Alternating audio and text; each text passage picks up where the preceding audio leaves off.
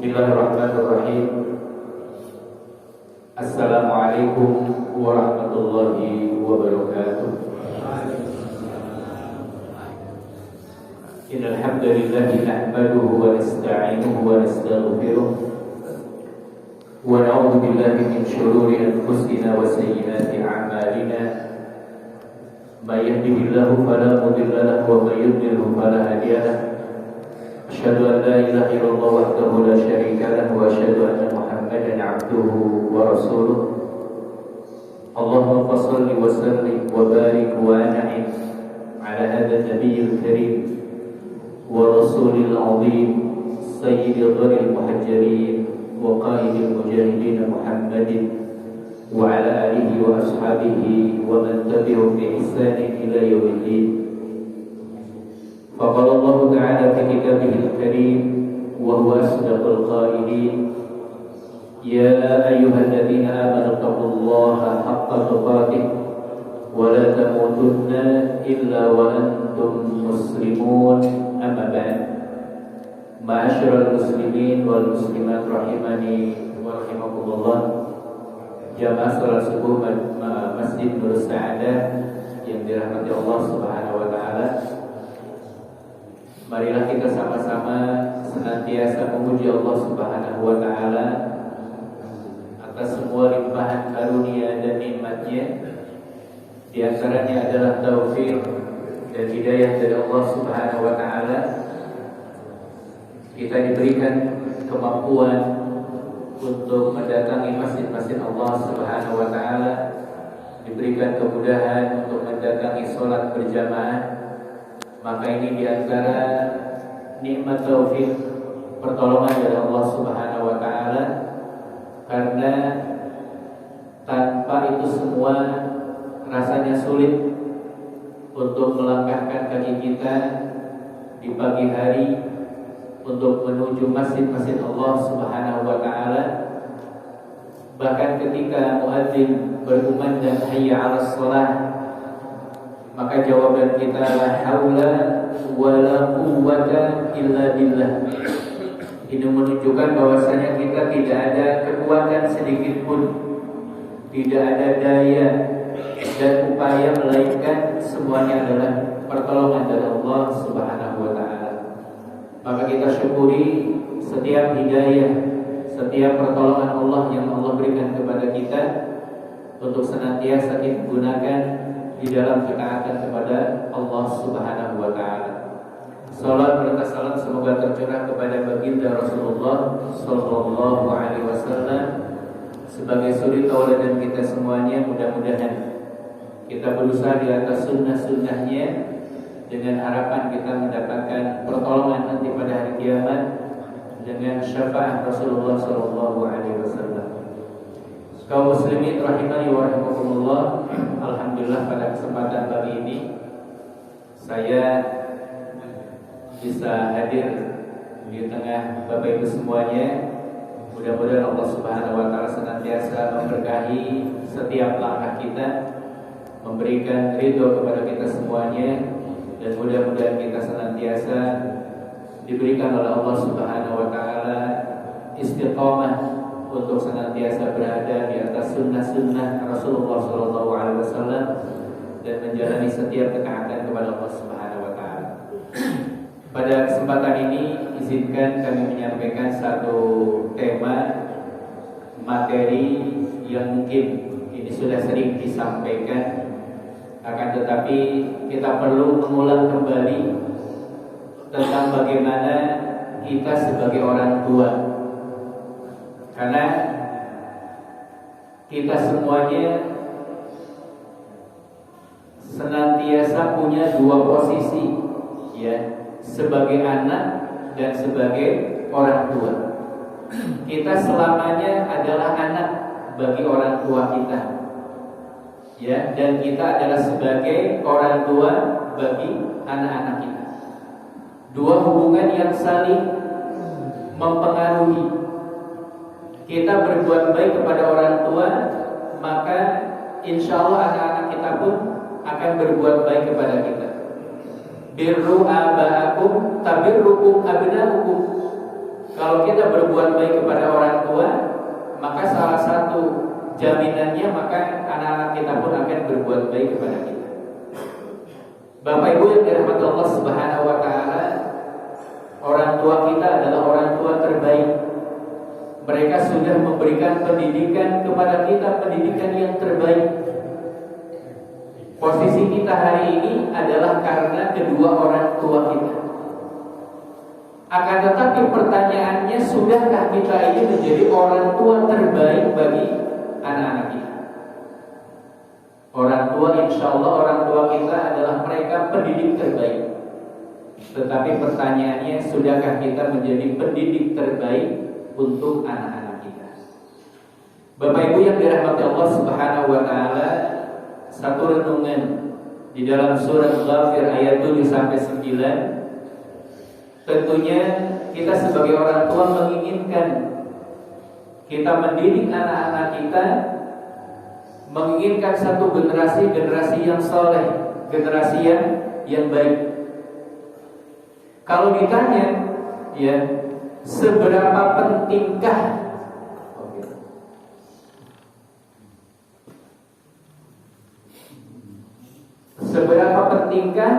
kita menjadi orang soleh, anak-anak kita menjadi anak-anak yang soleh, keturunan kita menjadi generasi yang soleh dan soleh. Kadang-kadang dengan mudah ketika kita mendaftarkan anak-anak kita ke sekolah, saya sering wawancara dengan orang tua, kenapa daftar ke sekolah ini, gitu ya. Hampir jawaban orang tua mengatakan, anak saya Ustaz ingin jadi anak yang soleh. Anak saya ingin jadi anak yang solehah.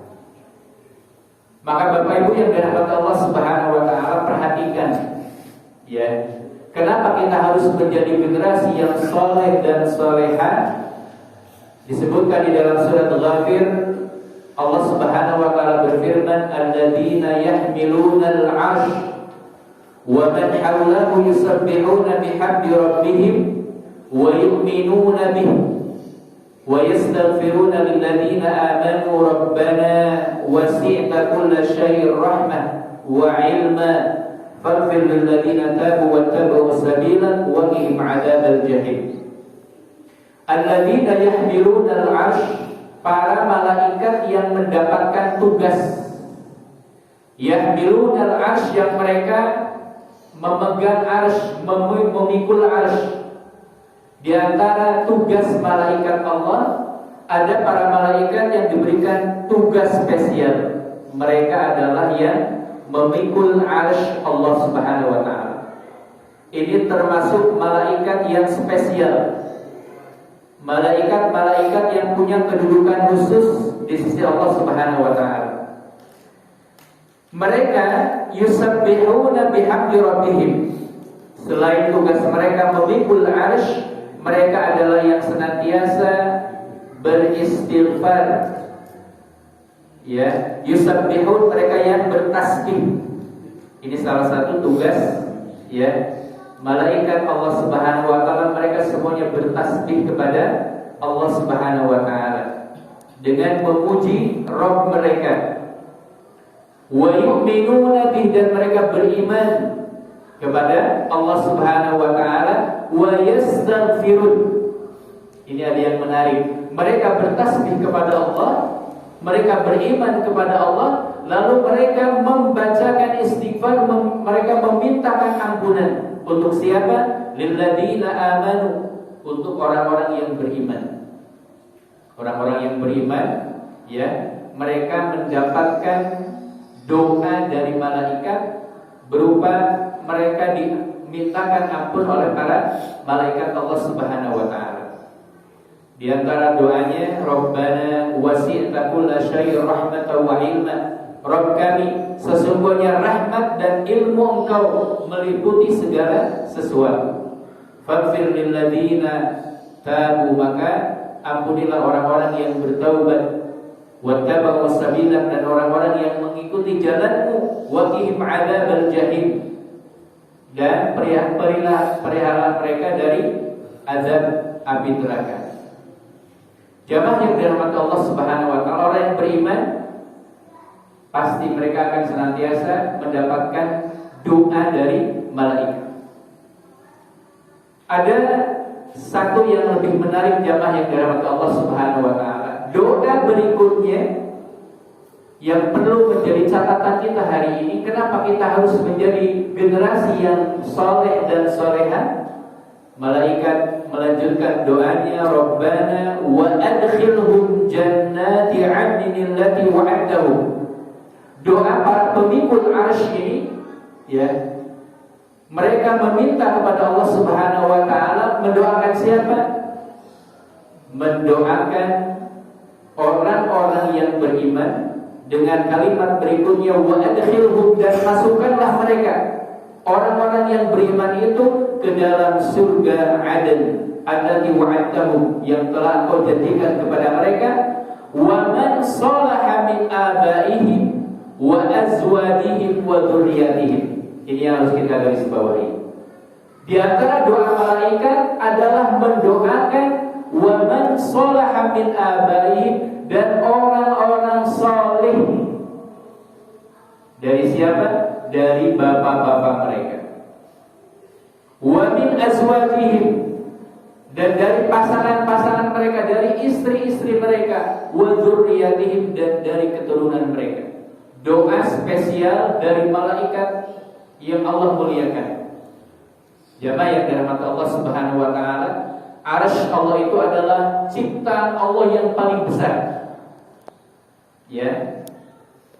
Kita bisa membayangkan bagaimana besarnya kursi. Wasi'a kursiyyuhus samawati wal ardh. Kursi Allah itu meliputi alam semesta, meliputi langit dan bumi. Di dalam riwayat disebutkan ibarat arsy Allah dibandingkan dengan kursi yang begitu besar, itu ibarat cincin yang dilempar di sebuah padang pasir yang luas. Cincin itu diibaratkan kursi Allah, dan arsy Allah diibaratkan padang pasir. Bisa dibayangkan berapa besarnya, betapa besarnya, sampai diantaranya Ibnu Abbas menyebutkan bahwasannya kursi Allah ini, ya, tadi diibaratkan dengan arsy Allah, ya, ibarat cincin dengan luasnya padang pasir. Ya, begitu besar, ya, ciptaan Allah Subhanahu wa taala. Dan di antara tugas malaikat ini ada yang mereka memikul arsy Allah Subhanahu wa taala. Sebutkan wal malaikatu ala arjaiha wa yahmilu arsya rabbika fawqahum yawma idzin tsamaniyah. Dan malaikat berada di setiap penjuru langit, dan yang memikul arsy itu berjumlah berapa? Ada 8 malaikat pemikul arsy Allah Subhanahu wa taala. Dan di antara, ya, doa para malaikat mulia ini, mereka mendoakan orang-orang soleh dari kalangan bapak-bapak mereka, dari kalangan istri-istri mereka, dan dari generasi mereka, anak keturunannya. Jadi orang-orang yang soleh itu adalah mereka yang senantiasa mendapatkan doa dari malaikat. Bapak yang soleh, istri yang soleha, anak-anak yang soleha, salah satu keutamaan yang mereka senantiasa didoakan oleh malaikat-malaikat Allah Subhanahu wa taala, yang mereka malaikat pemikul arsy. Bahkan di dalam hadis Rasulullah sallallahu alaihi wasallam, ya, di dalam satu doa yang sering kita baca ketika kita tasyahud, ya, ada doa yang sering kita baca yang kadang-kadang kita tidak menyadarinya. Bahkan doa tersebut jarang kita resapi, Bapak Ibu. Rasulullah sallallahu alaihi wasallam di dalam hadis disebutkan, ketika kita membaca assalamu alaina wa ala ibadillahi sholihin, ya, setelah kita bersolawat kepada Nabi, assalamu alayka ayyuhan nabi, ya, lalu kita membacakan sholawat juga kepada siapa? Assalamu alayna wa ala ibadillahi sholihin. Salah satu bacaan tasyahud di dalam sholat, ya, adalah kita mendoakan Nabi kita, mendoakan kita, dan mendoakan orang-orang saleh.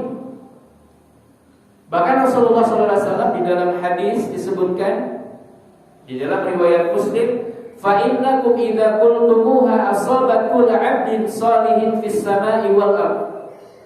Ketika kita membaca doa tasyahud di dalam salat ini dengan seluruh makna, kita yakini, betul-betul kita mengerti artinya, maka sesungguhnya ucapan doa kita yang kita ucapkan itu akan sampai, akan tertuju kepada setiap hamba Allah yang saleh yang ada di langit ataupun yang ada di bumi.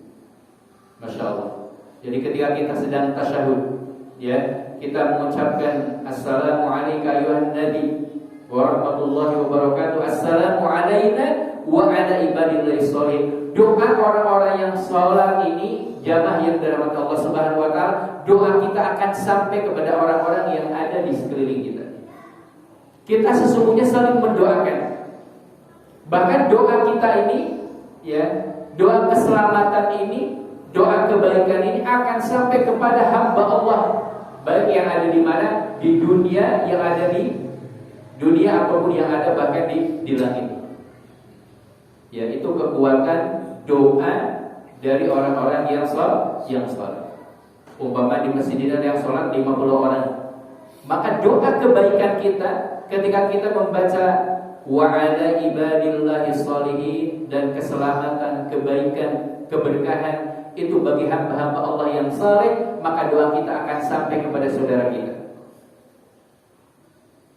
Sadar gak Pak, ketika sholat ini kita sedang mendoakan sahabat kita? Sadar gak doa kita ini kita sedang doakan kepada orang lain? Jamaah yang dirahmati Allah Subhanahu wa taala, lalu disebutkan At-Tirmidzi Al-Hakim mengatakan, man arada ayyahdha bihadas salam alladhi yusallimu al-khalqu fi shalah falyakun 'abdan shalihan wa illa hurrima hadzal fadlul 'azim. Bisa dibayangkan bagaimana senangnya kita mendapatkan doa dari semua hamba Allah. Kalau kita dapat salam dari orang yang terkenal itu, masya Allah, senang. Ada bupati tampil di sini lalu menyebut nama kita bangga. Ini didoakan oleh setiap orang soleh. Kita mendapatkan doa kebaikan dari setiap orang soleh datang kepada kita, masya Allah, ini nikmat yang besar. Tetapi ada syaratnya. Beliau mengatakan, barang siapa yang ingin meraih ucapan salam, meraih ucapan kebaikan, doa keberkahan, doa keselamatan, falyakun 'abdan sholihan. Syaratnya satu, Pak. Falyakun 'abdan sholihan, jadilah hamba yang soleh. Wa illa hurrima hadzal fadlul 'azim. Kalau kita gak jadi orang soleh, gak dapat. Maka kata-kata saya ingin punya anak soleh, punya keturunan yang soleh, ini bukan kata-kata yang sederhana. Ya, orang-orang soleh itu akan mendapatkan yang pertama doanya para malaikat, yang kedua akan mendapatkan doa orang-orang soleh. Jadi dapat doa dari malaikat, doa dari manusia. Jadi kalau jenengan punya anak soleh itu masya Allah, selain mendapatkan doa dari malaikat, doa dari orang-orang soleh. Jenengan menjadi bapak yang soleh bagi anak-anaknya, dapat doa dari malaikat, doa dari orang-orang soleh. Ibu menjadi ibu yang solehah, doa dari malaikat dan doa dari orang-orang soleh. Syaratnya jadilah orang yang soleh. Wa illa, kalau kita bukan orang soleh, maka tidak akan mendapatkan keutamaan doa kebaikan ini. Bapak Ibu yang dirahmati Allah Subhanahu wa taala, siapa orang soleh? Siapa bapak yang soleh? Siapa istri yang solehah? Siapa anak yang solehah? Itu mereka adalah hamba-hamba Allah Subhanahu wa taala. Ya. Orang soleh itu mereka yang turut taat kepada Allah Subhanahu wa taala. Mudah-mudahan jamaah yang dirahmati Allah Subhanahu wa taala, kita dicatat sebagai hamba-hamba Allah yang soleh dan solehah. Bapak Ibu yang dirahmati Allah Subhanahu wa taala, inilah pembuka kenapa kita pentingnya jadi orang soleh. Kenapa kita penting menjadi orang tua yang soleh, bapak ibu yang soleh, punya keturunan yang soleh dan soleh. Bapak Ibu yang dirahmati Allah Subhanahu wa taala, maka istilah hari ini sering kita dapati, ya, pendidikan bagi orang tua atau istilah tentang pengasuhan itu banyak diartikan atau disebut dengan istilah parenting, ya. Maka kalau kita belajar tentang parenting, ingat fokus kita bukan tentang anak. Kalau kita belajar tentang parenting, seakan-akan yang ada di benak kita bagaimana anak kita, bagaimana anak kita. Anak kita harus menjadi yang pintar, anak yang cerdas, anak yang berprestasi. Lupa dengan siapa? Apakah saya sebagai orang tua sudah menjadi contoh bagi anak? Apakah saya sebagai orang tua sudah menjadi orang tua yang saleh bagi anak? Apakah saya menjadi orang tua sudah menjadi panutan bagi anak? Maka sesungguhnya jamaah yang dirahmati Allah Subhanahu wa taala, kalau boleh saya maknai, parenting itu adalah sebuah proses untuk memantaskan diri kita menjadi orang tua teladan. Ya, karena tadi kita sudah berikrar orang tua kita ini sudah orang tua yang terbaik. Bapak ibu kita ini adalah mereka yang terbaik untuk kita. Masalah kita sekarang adalah sudahkah kita ini yang menjadi orang tua terbaik bagi anak-anak kita. Bapak ibu yang dirahmati Allah Subhanahu wa taala, maka akan menjadi penting kita belajar, ya, salah satunya hari ini tentang bagaimana metode Rasul mengajar, bagaimana Rasul mendidik, ya. Karena banyak hal kadang-kadang kita sudah merasa, Masya Allah, kita ini sudah punya mungkin dari segi akademik, ya, titel pangkat kita ini sudah rebil gitu ya, sudah banyak, ya. Kita sudah merasa di dalam masalah mendidik itu gampang. Di dalam masalah mendidik itu hal yang sederhana.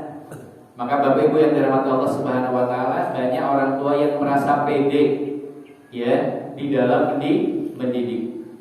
Maka kita belajar hari ini sesungguhnya adalah kita ini sedang belajar bagaimana betul-betul kita menjadi sosok yang terbaik. Tidak ada jaminan gelar kita sudah banyak, kita menjadi teladan bagi anak-anak, ya. Maka Bapak Ibu yang dirahmati Allah Subhanahu wa taala, ini akan menjadi pembeda anak-anak yang mendapatkan didikan baik, mendapatkan teladan dari orang tuanya. Ini akan membedakan anak-anak kita dengan anak-anak yang lain. Walaupun sama-sama satu komplek, sama-sama satu jalan, satu gang, ya, tetapi cara mendidik itu yang membedakan anak-anak kita. Maka Bapak Ibu yang dirahmati Allah Subhanahu wa taala, jadi tentang hadonah atau dalam bahasa agama, parenting itu adalah hadonah, ya, adalah bagaimana orang tua mengasuh. Ternyata kalau kita lihat secara utuh tentang bagaimana pengasuhan ini adalah sesuatu yang utuh, ya, dari mulai fisiknya, kognisinya, emosionalnya. Kadang-kadang kita sudah merasa orang tua yang hebat, sudah merasa orang tua yang baik ketika kita baru memenuhi kebutuhan fisiknya. Seakan-akan semua kebutuhan anak sudah dipenuhi, kebutuhan istri sudah terpenuhi, seakan-akan kita ini sudah menjadi orang tua yang terbaik, padahal baru memenuhi fisiknya, ya. Padahal kita lupa memberikan bagaimana menjadikan mental anak-anak kita menjadi anak-anak yang tangguh. Maka jamaah yang dirahmati Allah Subhanahu wa taala, kita akan memulai, Bapak Ibu yang dirahmati Allah Subhanahu wa taala, bekal terbaik, ya. Kita sebagai orang tua untuk anak-anak kita bukanlah soal harta, soal materi, soal fisik, ya. Kalau kita sudah memenuhi fisik anak-anak kita, maka penuhi, ya, non fisiknya. Bahkan Rasulullah SAW bersabda, "Manahala walidun waladahu afdala min adabin hasan."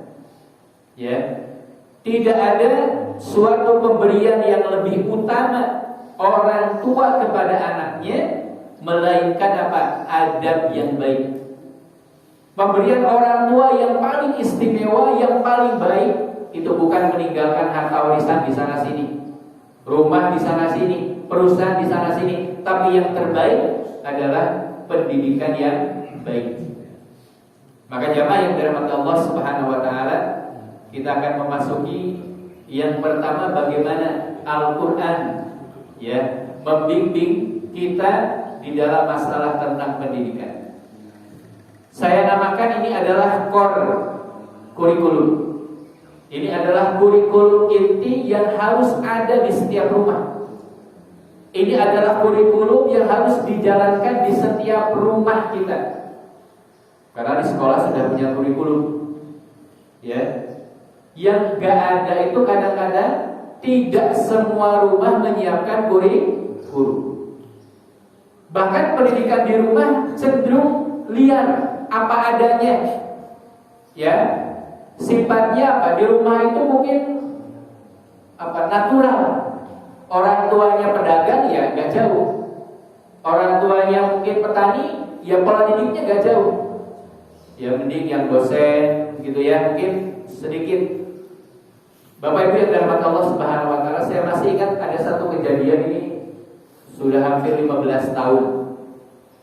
Pertama saya ke Al-Irsyad itu kejadiannya mungkin tahun 2005, kurang lebih ya, di tahun 2005. Waktu itu kepala sekolah menyampaikan ketika ada rapat pekanan Bapak Ibu gitu ya, ada satu peristiwa, ada anak pindahan dari luar kota yang Masya Allah gitu ya, di sekolahnya itu tidak mau diam, bahkan cenderung ini menjadi apa ya, playmaker bukan troublemaker gitu ya. Mesti ada, setiap hari ada saja ulah yang membuat guru-guru ini gerah. Sampai suatu kejadian ya, kebetulan ada lantai 2 gitu ya di gedung utara gitu ya, mungkin saya sebutkan di Al-Irsyad gitu ya. Anak tersebut ketika istirahat itu menjatuhkan pot bunga, Pak. Ya, menjatuhkan pot bunga dari lantai atas ke bawah. Yang waktu itu di bawah itu ya anak-anak sedang istirahat. Begitu ramai ya. Qadarullah ya, alhamdulillah tidak ada satupun yang mengenai anak. Padahal kalau kenal lumayan bocor kepalanya. Atas kejadian itu wali kelas diminta untuk home visit, datang ke rumahnya. Kayak apa sih di rumah? Ya, akhirnya singkat cerita wali kelas hari Senin itu langsung ya, Sabtu itu rapat stadium general, maka hari Seninnya langsung home visit ke rumah. Bapak Ibu yang dirahmati Allah Subhanahu wa taala, wali kelasnya cerita ini setelah dia pulang dari rumahnya, dia menggambarkan di rumahnya seperti apa pendidikan orang tua. Ada sesuatu yang membuat wali kelas shock. Ya. Ketika dia datang ke rumahnya, ya, dia ketemu dengan orang tuanya di atas kamar anaknya, kemungkinan gitu ya. Ya, ada satu tulisan ya dengan bahasa yang membuat wali kelasnya shock, itu bahasa Jerman. Ngeyel pecah dasar. Bisa dibayangkan? Ada tulisan ya, ngeyel pecah dasar. Jadi anak tersebut ya, ketika wali kelas menjelaskan, orang tuanya gak terima. Anak saya itu di rumah manut, Ustaz. Manut, nurut kepada orang tua. Saya gak yakin di sekolah berbuat kayak gitu. Padahal di sekolah ini sering ganggu temannya. Ya, dia sangat mudah untuk tadi ya buat usil teman-temannya. Bahkan satu kejadian itu dia sempat melemparkan. Akhirnya wali kelasnya pulang ke rumah cerita kepada kepala sekolah. Ini menunjukkan Bapak Ibu kadang-kadang pola didik di rumah ini berbeda-beda. Ada yang mungkin didik dengan serba keras, anak di rumah tertekan, akhirnya sekolah menjadi tempat dia untuk mengekspresikan. Ya, di rumah mungkin serba dimarahi, serba mungkin aturannya begitu luar biasa. Ya, akhirnya anak di rumah, di sekolah itu yang dia mengekspresikan. Ya, maka Bapak Ibu yang dirahmati Allah Subhanahu wa taala, jadi kurikulum di rumah itu rata-rata ya kurikulum ala kadarnya. Maka inilah kurikulum yang harus kita pakai jamaah yang dirahmati Allah Subhanahu wa taala. Allah sebutkan di dalam surat An-Nisa ayat 9, wal yakhshal ladina law taraku min khalfihim dzurriyyatan di'afan khafu 'alaihim falyattaqullah wal yaqulu qawlan sadida. Ini kurikulum yang harus kita pakai. Allah Subhanahu wa taala mengingatkan di dalam mendidik itu kata pertama yang harus kita garis bawahi wal yakhsha. Hendaklah kalian takut, hendaklah kalian khawatir. Jadi pendidikan itu harus kita dasari dengan kata-kata khawatir, takut. Orang yang khawatir dan takut pasti akan waspada, akan hati-hati. Tapi kalau dalam mendidik serba pede, saya itu dokter, gelar saya ini sudah profesor, saya ini guru, saya ini sudah pengalaman mengajar. Biasanya di rumahnya belum menunjukkan dia orang-orang yang hati-hati. Ya, tapi insya Allah yang mereka bergelut di pendidikan biasanya lebih punya pengalaman. Tapi belum jaminan. Maka Allah Subhanahu wa taala memberikan kepada kita, ya, yang harus kita senantiasa jadikan kurikulum kita di dalam mendidik itu harus hadir rasa khawatir dan takut. Bukannya harus pede, Ustaz. Ya, bukannya kita harus mantap dalam mendidik. Maka Bapak Ibu yang dirahmati Allah Subhanahu wa taala, Allah sebutkan apa yang kita khawatirkan adalah ketika kita meninggalkan generasi yang lemah. Generasi yang lemah. Ya. Bapak Ibu yang dirahmati Allah Subhanahu wa taala, apa yang dimaksud dengan generasi lemah? Kalau saya tanya, mana yang lebih kita khawatirkan, lemah secara fisik atau lemah secara mental? Mana yang lebih kita khawatirkan? Mental atau fisik? Mental, sepakat. Maka Bapak Ibu yang dirahmati Allah Subhanahu wa taala, ya, dan di dalam ayat ini disebutkan dzurriyyatan di'afa, ya, generasi yang lemah itu kadang-kadang Al-Qur'an membahasakan lemah kadang-kadang dengan kata wahan. Ya, seperti orang tua ibu yang sedang mengandung, ya, selama 9 bulan menyusui, itu adalah disebutkan wahnan ala wahnin, ya, kesulitan di atas kesulitan, susah di atas kepayahan. Ya, tapi di ayat ini, ya, Allah membahasakan dengan kata dzurriyyatan di'afa. Saya ambilkan dari beberapa keterangan. Para ulama menyebutkan ad-dha'af di sini adalah lemah secara psikis, secara mental. Ya. Jadi yang harus kita khawatirkan itu adalah generasi anak-anak kita yang lemah mentalnya. Banyak anak yang lemah atau kekurangan fisik, mereka bisa mimpin. Mereka yang punya kekurangan fisik, mereka bisa menjadi CEO. Bahkan di ikon kepala Piala Dunia kemarin itu siapa? Yang di Qatar itu, yang membuka baca Al-Quran, Masya Allah, dengan segala keterbatasan fisiknya, gak punya tangan, gak punya kaki, tapi punya prestasi yang luar biasa. Ini kalau lemah secara fisik tidak masalah. Yang harus kita khawatirkan di sini adalah lemah secara mental. Saya ambilkan dari beberapa keterangan para ahli pendidikan. Di antara tanda lemah mental yang hari ini mendominasi generasi kita hari ini, ya, kaum milenial, generasi strawberry, generasi apa lagi Pak? Ya, generasi sandwich beli gitu ya. Generasi hari ini, Masya Allah, itu ditandai dengan 3 ciri, ya, yang disebutkan generasi lemah secara mental. Yang pertama disebutkan ad-dha'fu 'alal masyaqqah. Yang kedua ad-dha'fu 'alal syahwat. Yang ketiga ad-dha'fu 'alal ghadab. Ini indikasi generasi yang lemah yang harus kita waspadai hari ini. Ya. Yang pertama ad-dha'fu 'alal masyaqqah adalah generasi yang lemah menghadapi kesulitan-kesulitan. Tanda generasi lemah itu adalah generasi yang mereka susah, lemah ketika menghadapi kesulitan. Gara-gara hal sepele, ya, banyak anak-anak kita yang gak bisa hidup.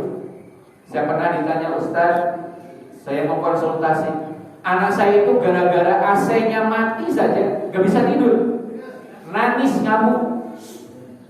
Itu saran Ustaz gimana? Saya ditanya itu bingung, Pak, gini, jenengan liburan bawa anak jenengan ke Baturaden, kemah di sana, Pak. Banyak nyamuk segala macam bawa ke sana.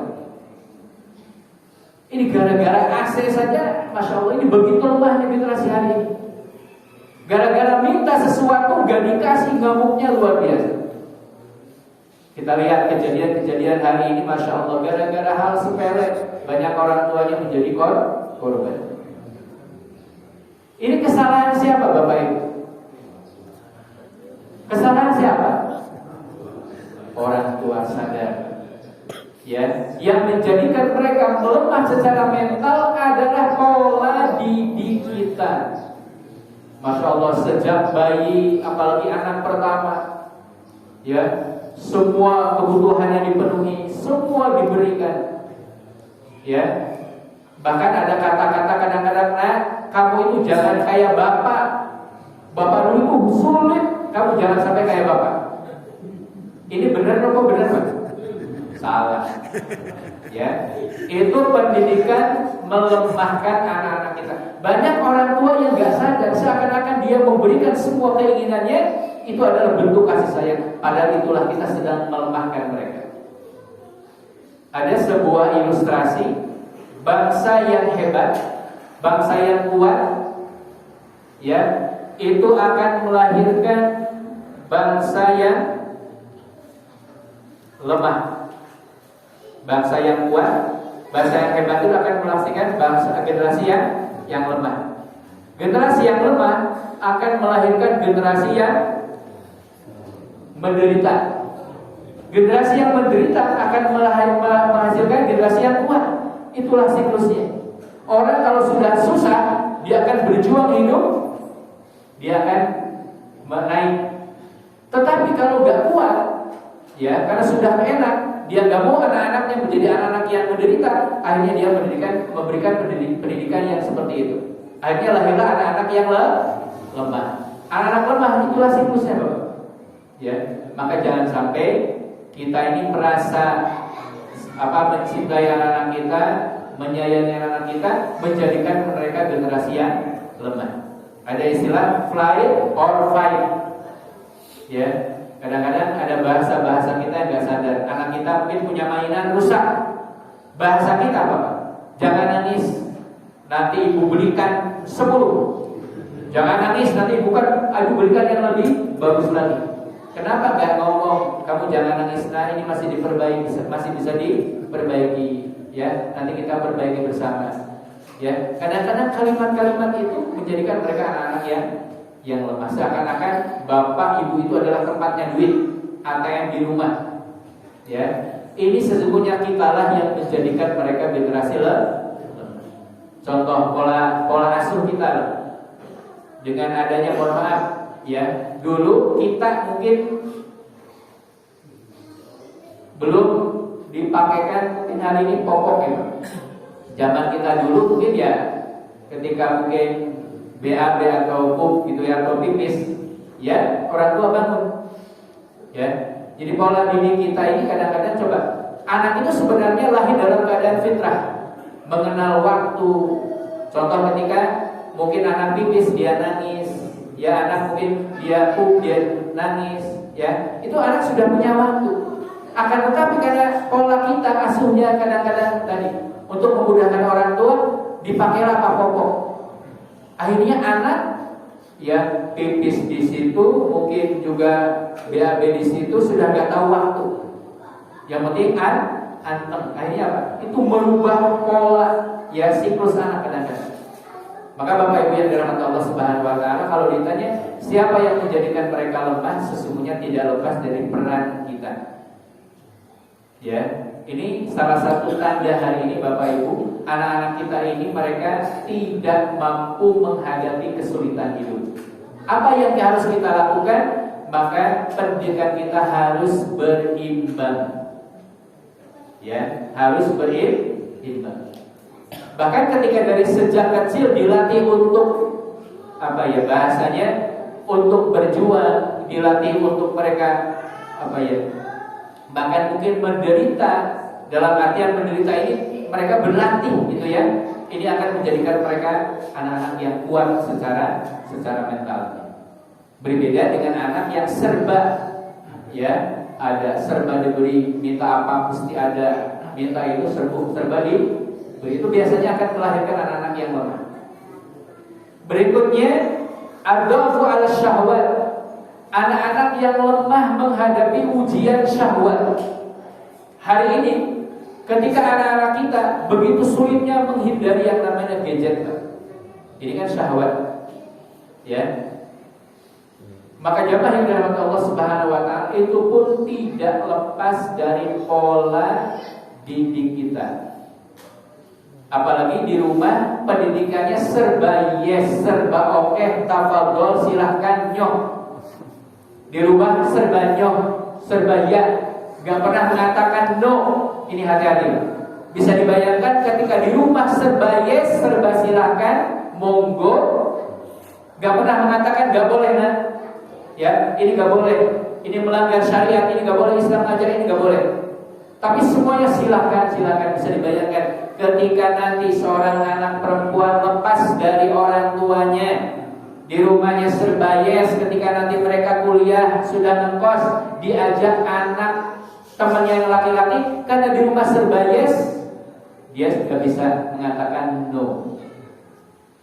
Hari ini yang terjadi, begitu mudahnya pergaulan hari ini, itu karena tidak ada didikan di rumah mengatakan ini gak boleh. Bapak sudah mengatakan ini yang seperti ini gak boleh. Ibu gak suka, bapak gak suka, ini gak boleh. Harus jelas di rumah itu mengatakan ini boleh, ini yang tidak boleh. Banyak orang tua yang hari ini mereka gak mampu, bahkan harus berdebat dengan siapa, dengan anaknya. Anaknya lebih pintar, apalagi soal IT, ya, bagaimana menguasai gadget. Bapak Ibu yang dirahmati Allah Subhanahu wa taala, maka pendidikan hari ini ya sesungguhnya yang menjadi poros, ya, menjadi kekuatan adalah pendidikan di rumah, Bapak Ibu. Ya, sekolah itu hanya membantu, waktunya terbatas. Tapi sesungguhnya yang harus kita tegakkan di rumah adalah bagaimana mendidik anak-anak kita yang mereka mampu menghadapi syahwat. Ya, anak dilatih untuk berpuasa, ya, di rumah punya aturan. Ini yang gak boleh, ini yang gak boleh, ini harus diterapkan di rumah. Ini akan membentengi anak-anak kita. Ketika Nabi Yusuf alaihissalam digoda oleh siapa? Zulaikha. Ketika pintu sudah tertutup, walaqad hamma bihi wa hammat biha, ketika Zulaikha tertarik dan Yusuf pun sudah mulai tertarik dengan siapa? Zulaikha. Ya, disebutkan laula an ra'a burhana rabbi, seandainya Nabi Yusuf tidak melihat tanda-tanda kebesaran burhan. Di dalam beberapa tafsir disebutkan ketika hampir saja Yusuf dengan Zulaikha dalam kondisi yang memungkinkan, serba mendukung, Zulaikha wanita cantik terhormat, ya, Yusuf seorang laki-laki yang ganteng, ya, sudah usia remaja. Dua-duanya saling tertarik. Disebutkan kalau seandainya bukan karena burhan, petunjuk dari Allah Subhanahu wa taala, tanda-tanda dari Allah Subhanahu wa taala, maka niscaya mereka melakukan perbuatan durhaka. Para ulama menyebutkan apa yang disebut dengan burhan. Itu ada beberapa pendapat ulama. Pendapat yang paling kuat adalah ditampakkannya wajah Nabi Yakub alaihissalam, ayahnya Nabi Yusuf. Ketika Nabi Yusuf hampir saja berbuat perbuatan yang dilarang oleh Allah, Allah tampakkan seakan-akan di depannya ada wajah ayah yang mengatakan, wahai Yusuf jangan, wahai Yusuf jangan. Ya, inilah pendidikan orang tua. Ya, jamaah yang dirahmati Allah Subhanahu wa taala, ketika anak akan akan berbuat salah, dia mengingat pesan siapa? Ayahnya. Mengingat nasihat ayahnya. Ya, burhan di sana disebutkan adalah ditampakkannya wajah ayahnya Nabi Yusuf alaihissalam. Ayahnya Nabi Yusuf terhindar dari perbuatan buruk tersebut. Hari ini yang terjadi nopo. Hari ini nasihat itu begitu sulit. Masya Allah, masuk dari telinga kanan, keluar dari telinga kiri. Nasihatnya sudah berbusa-busa. Saya pernah nanya survei ke anak-anak apa yang dimaksud dengan nasihat dari orang tua. Yang satu mengatakan kalau dinasihati berarti saya sedang dimarahi. Saya nanya yang kedua, sama Pak. Nasihat itu artinya marah. Nasihat itu artinya marah. Jadi anak itu, ini saya beberapa ya, saya ambil sampel itu, nasihat itu identik dengan marah. Saya mikir kenapa? Apakah bapak kamu ketika nasihat itu marah-marah? Enggak Ustaz. Ya, memukul kamu? Enggak. Tapi kenapa kamu mengatakan marah? Apa yang mereka jawab? Karena seringnya ketika ayah nasihati itu ketika saya berbuat salah. Ya, benar. Tetapi Bapak Ibu kadang-kadang ya kita menempatkan nasihat itu ya adalah ketika anak berbuat salah. Padahal nasihat itu yang dicontohkan oleh Nabi 3 waktu yang Rasulullah ajarkan untuk menasihati anak kapan? Pertama di waktu makan. Yang kedua ketika safar. Yang ketiga anak ketika sakit. Itu waktu nasihat yang terbaik. Ya, waktu makan. Itu Nabi ketika ada sahabat kecil ya makannya mungkin tangannya ngambil sana sini, Rasulullah menasihati, "Ya gulam, ya sambillah wa qul bi yaminik wa qul mimma yali." Itu nasihat Rasul yang sahabat itu mengatakan ketika Rasulullah menasihati ya waktu kecil, aku ingat sampai aku tua, sampai aku bawa mati. Ketika sedang makan itu ucapkanlah bismillah dengan tangan kanan, ngambil yang paling dekat. Itu nasihat ketika sedang makan adalah waktu momen anak itu harusnya sedang bahagia, sedang senang, apalagi makannya diajak keluar ya, di rumah makan mana ada tamannya, ada tempat mainnya. Sesungguhnya Bapak Ibu itulah waktu yang spesial untuk memberikan nasihat. Jangan melulu ketika anak salah dinasihat. Karena kalau salah terus akan mengatakan berarti ayah marah, ibu marah. Coba nasihat itu ketika anak sedang bombong, sedang senang, sedang makan, ucapkan kata-kata terbaik. Nasihat apa sampaikan ketika makan. Atau di dalam safar, di dalam perjalanan. Ya. Itu pun Rasulullah lakukan kepada anak-anak kecil ketika di dalam safar. Ya, jamaah yang dirahmati Allah Subhanahu wa taala, ini kadang-kadang banyak kekeliruan kita ya di dalam mendidik yang keluar banyak melenceng dari metode Rasul. Dalam waktu sakit, ya sesungguhnya ketika seorang sakit, mereka akan lebih lembut hatinya. Ya, orang yang sakit itu lebih lembut. Ya, ketika ada orang yang memperhatikan, ada orang yang datang menjenguk, akan menjadikan dia terbuka. Maka Rasulullah itu waktu itu ada seorang anak yang membantu Rasul, dia masih Yahudi. Ya, ketika ketika dia sakit, Rasul mendatanginya. Ya, Rasulullah menawarkan Islam. Akhirnya anak tersebut dengan begitu terbuka dia masuk Islam. Ya, jadi waktu sakit itu gunakan untuk waktu memberikan nasihat. Ya, jadi nasihatnya ya seperlunya. Anak mungkin sudah panas, sudah gagal gitu ya, lihat kondisinya. Tetapi ini adalah waktu yang diajarkan Rasul untuk memberikan nasihat terbaik. Bapak Ibu yang dirahmati Allah Subhanahu wa taala, yang ketiga adalah lemah di dalam menghadapi kemarahan. Ya, Masya Allah, luapan anak hari-hari ini, ya, ini karena mungkin setelah saya banyak membaca asupan anak-anak kita hari ini, Masya Allah, sudah melebihi. Ya, kadang-kadang bahkan hari ini gejala anak-anak kita antara akil dan balik ini gak nyambung, gak bareng. Ya, hari ini anak-anak balik ini lebih cepat. Bahkan saya sering dapati anak kelas 3, 4 SD putri ini sudah balik. Ya, wali kelasnya kadang-kadang ngecek, ya, kelas 4, 3, 4 ini sudah ada yang haid. Kelas 6, kelas 5 banyak yang sudah bibit basah. Tapi permasalahannya anak hari ini cepat baliknya, tapi akilnya terlambat. Jadi baliknya mungkin usia SD, akilnya baru lulus kuliah. Ada nggak gitu? Akilnya itu baru lulus kuliah. Bahkan ada yang sudah sampai tua pun belum akil. Suruh sholat susah, ya.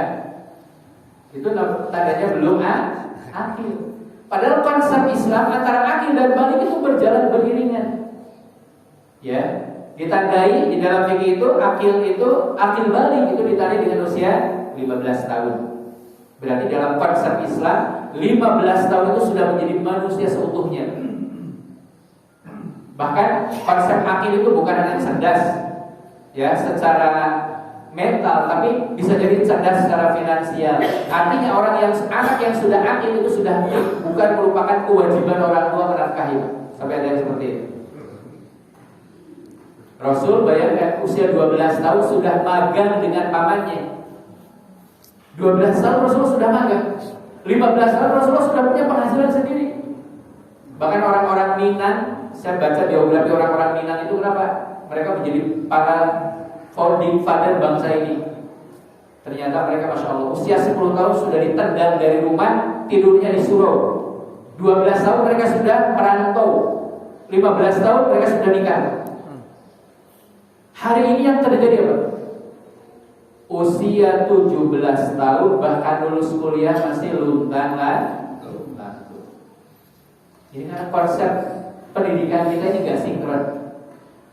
Konsep dalam Islam 17 tahun sudah memimpin batalion. Ya, 20 tahun kita sudah menjadi para gubernur. Hari ini Masya Allah lulus kuliah saja masih bingung, masih minta orang tua. Karena konsep kita ini kadang-kadang ini konsep yang lemah di dalam mendidik. Maka Bapak Ibu yang dirahmati Allah Subhanahu wa taala, maka inilah 3 hal yang perlu kita khawatirkan, ya. Wal yakhshal ladzina law taraku min khalfihim dzurriyyatan dhi'afan, ya. Yang harus kita khawatirkan adalah meninggalkan generasi lemah. Minimal ditandai dengan 3 hal ini. Lemah menghadapi ujian, kesulitan, lemah menghadapi ujian syahwat, dan lemah menghadapi ujian kemarahan. Bapak Ibu yang dirahmati Allah Subhanahu wa taala, karena waktunya mungkin terbatas nih Bapak Ibu, insyaallah kalau ada waktu mungkin kami lanjutkan. Insyaallah ini materinya masih cukup banyak, ini baru membuka gitu ya. Allah Subhanahu wa taala memberikan tentunya dari segala permasalahan yang ada adalah solusinya.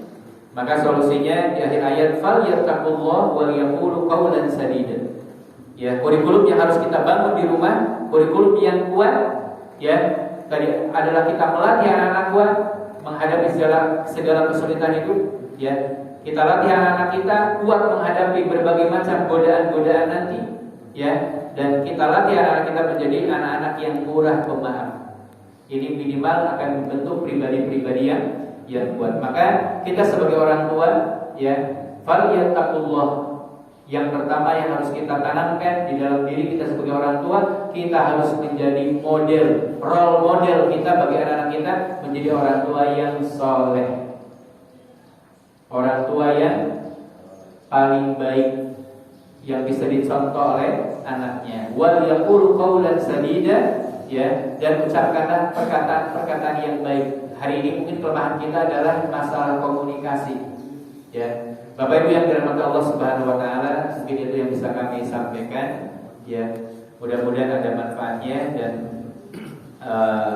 barangkali nanti mungkin ada kesempatan bisa dilanjutkan untuk materi bagaimana kita menjadi orang tua yang soleh dan solehah, menjadi teladan bagi anak-anak kita. Aqulu qouli hadza wa astaghfirullah li wa lakum wa akhiru da'wana alhamdulillahirabbil alamin. Subhanakallahumma rabbana wa bihamdik asyhadu an la ilaha illa anta astaghfiruka wa atubu ilaik. Demikian, assalamualaikum warahmatullahi wabarakatuh.